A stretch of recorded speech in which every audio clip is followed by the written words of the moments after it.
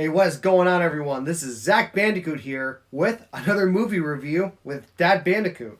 Ed Woodbunnigan. Look me up on YouTube. Yeah, so last night we just saw the family comedy of the year. And by that you mean depressing and horrific. I guess so. Anyway, so we saw Joker. A very high anticipated Joker origin movie. And I'll tell you, it was good. It was violent, but it was good. Wasn't the most violent film I've ever seen. There are some out there far worse. What it mostly comes from is just the eerie feeling, the acting from how do you pronounce it, Jacqueline Phoenix as Joker, and just the whole feel. Like my heart was pounding. It had just anxiety throughout the movie. That's true, and this psychological thriller portion of this film, along with Phoenix's acting, grabs you from the very first scene. Even if you didn't know anything about the Joker or DC Comics, you'd be looking as a viewer, as an audience member of this movie, you'd be looking at a person and you'd be saying to yourself, this is not going to go well. This guy is heading towards an incredible psychological breakdown. See, that's how it's framed. You don't really even need the superhero elements of that universe that comes to mind. You take the license away, you take the Joker away, you still got a good psychological thriller. Yeah, absolutely would.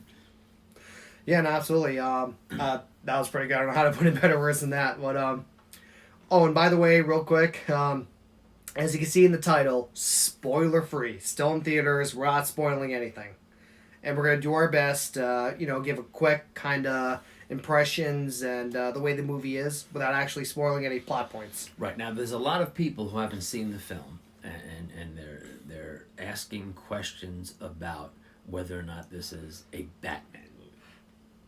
Yes and no. Best way to describe it, because it's not supposed to tie into any movies. Like, it's separate from all the other stuff we saw, like Batman vs. Superman, right. Suicide Squad. It's got nothing to do with those. This is not a DC Universe film. Yeah. It takes place in, like, what, the 80s or... 1981, I think. 1981, yeah. It's a year. And it's really its own standalone thing. Like, basically, the director wanted to make a movie and use the Joker character, pretty much. But very far in between, there are some nods and, references to, Batman comics or DC Universe, or really the Batman comics. And it's not much, but what is there is really good. Let's put it this way. A fan of Batman will not be disappointed in this Joker origin film. Yeah.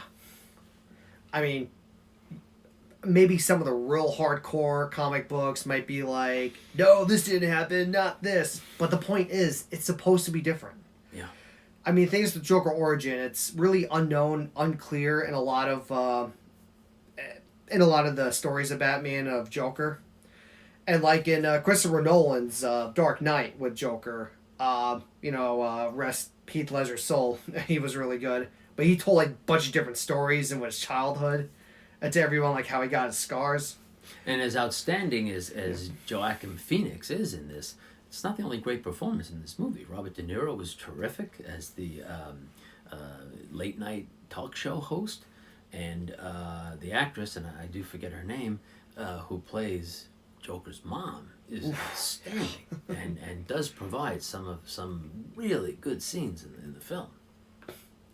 Yeah, and with this, we don't expect a lot of action, obviously, and it's not like a high body count or anything. It's not like a straight horror movie, or it's not like it's definitely not an action movie. But it's just the pacing, like the whole thriller thing. Like, honestly, we don't really get a lot of movies like this nowadays. These kind of risks. That's we really true. don't. And I'll tell you something else. As gritty and as dark as this film makes Gotham, well, we all know New York is a substitute for Gotham. I grew up in New York City, and in the 1970s, there are a lot of streets in New York and a lot of subways in New York City that look just like this. So as much as it takes it a little bit over the top, it's not by much. There was a very dark time in New York City back in the 70s. After your riots and stuff. When there were riots, there were subway stations you just would not visit. There were streets you wouldn't want to go down. There were garbage strikes and trash piled high. So as gritty and dark as this looks, it's not so far from some parts of New York City back in the late 70s. It's a good thing I had you for this, seriously. Yeah. That was, It's yeah.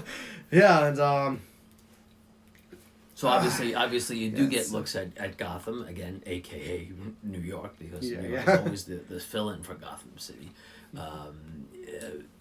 But they bring you into the subways, they bring you down back alleys, they bring you to, and this is really not a spoiler, but they bring you in front of Arkham Asylum, where they must have taken something like New York City City Hall, and of course CGI'd Arkham Asylum across it, but and the far views, the landscape views of New York City, they've edited out all the modern big buildings, and so it does look like the landscape. that's what I was impressed with. I was wondering how they pulled that off, because obviously they filmed in New York. Yeah. I was wondering how. They digitized those out Yeah. like they do any special effects, and so they took out all the modern skyscrapers and left you with a cityscape that looked like early 1980s, late 70s New York City.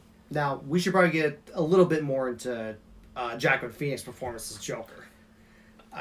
Disturbing. I mean, there's a lot of ways to describe this. Disturbingly fantastic. Yeah. It's just I mean, it draws you in. It's the kind of performance where unfortunately for this poor actor, people ask, is there something wrong with this guy? How can he be so I know. good?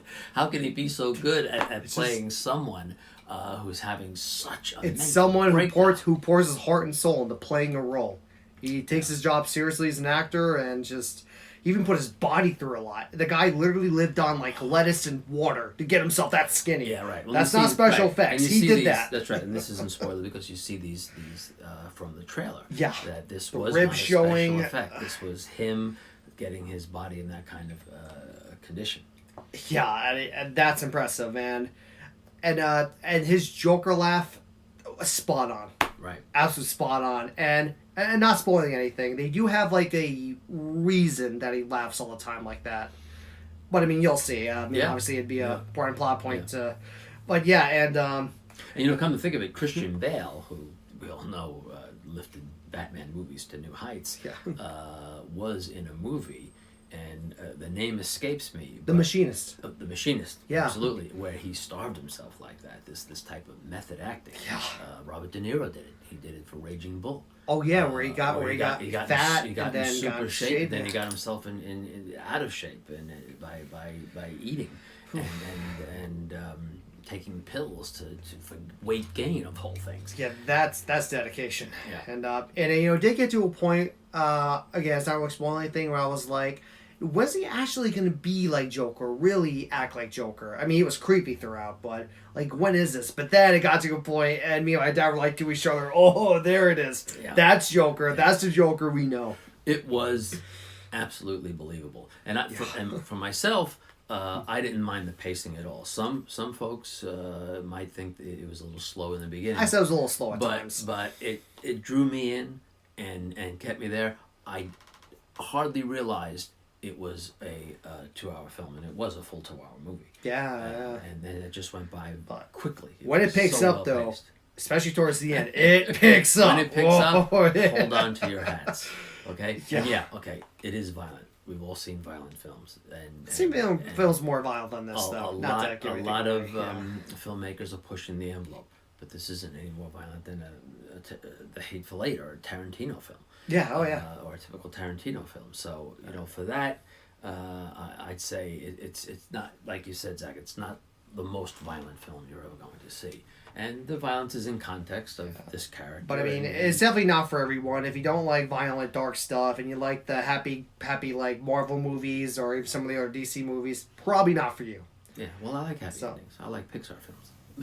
Well, that too. Oh yeah, well, and that's the thing. I say movies should come around like this a little more often, but again, not exactly the Yeah. kind of thing I'd want to watch every day. Yeah. I mean, you agree with that. Yeah. But I'm It's- not yeah. opposed to seeing something gritty once in a while. Every now and then, and there's needs to be more movies like this, I think. Yeah. So, all right, well, So I would say if you're a DC fan, if you're a comic book fan, if you're a Batman fan, you're not going to have a problem with this film. I think you'll actually enjoy it. Plus, I think there are people who like a good psychological thriller who will also find this movie entertaining. And I think this is one of those performances where there's so much Oscar buzz right now. It's almost like you might as well just give it to the guy. Just give it to him right now. Yeah, you know, I don't have too much to go off that for my final verdict. I mean, I agree. If you're a DC or comic book fan, you'll probably appreciate this at least. I mean, a few fans here and there will be like, no, it's not in the comics, not this, not that, but that's not the point. Like, it's supposed to be its own standalone thing. Exactly. In fact, for the Easter eggs or callbacks we did get to the original Batmans, be grateful that was there. Yeah, yeah.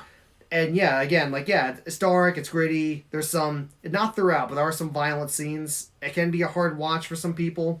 Most disturbing was just the way Joaquin Phoenix acted, period. And it would be criminal for him not to even get nominated for Best Actor. Sure. I hope he does. I hope he gets nominated for more. Yeah. Maybe even up for Best Picture. We'll see. Yeah. Anyway. I'm sorry. Yeah, but anyway, like, my final verdict is, if I had to rate this movie, it'd be close to a 10 out of 10 for me, almost. A few problems I had here and there. Like, there was one particular scene, not to give anything away, where it didn't... basically, it gave you, like, a plot point in the movie, and it didn't respect the audience enough to kind of put two and two together. Right. You'll see this where they show you a scene and then they show you flashbacks to other parts of the movie where the simple line of dialogue that they provided did the trick. But it looked like the filmmakers were a little bit insecure and they had to give you flashbacks to say, see, this was this. Yeah. So, but you'll see. When you see that scene, you'll know what I mean. A simple line of dialogue would have done it. But they didn't give the audience enough credit for putting two to two together. But that's just some of the little complaints about it. But that's just nitpicking. This movie... That's picking fly poop out of the black pepper. Yeah, exactly. That's just nitpicking. I mean, overall, it's well put together. The opening and then the ending was like in old 70s movies, which you'd appreciate. That kind of style. And there are like twists and turns. Like, you think, oh, this is going to happen. Oh, no, this happened. Or I think it's going to happen. Or they're going to go with something else. Oh, wait, this did happen. Wow. So, overall... I would highly recommend, if you don't mind violence, disturbing movies, and as a comic book fan, you will appreciate this. So, yep. So, you know what? So, thumbs up me, man. Thumbs up from him. And so this is Zach Bandicoot.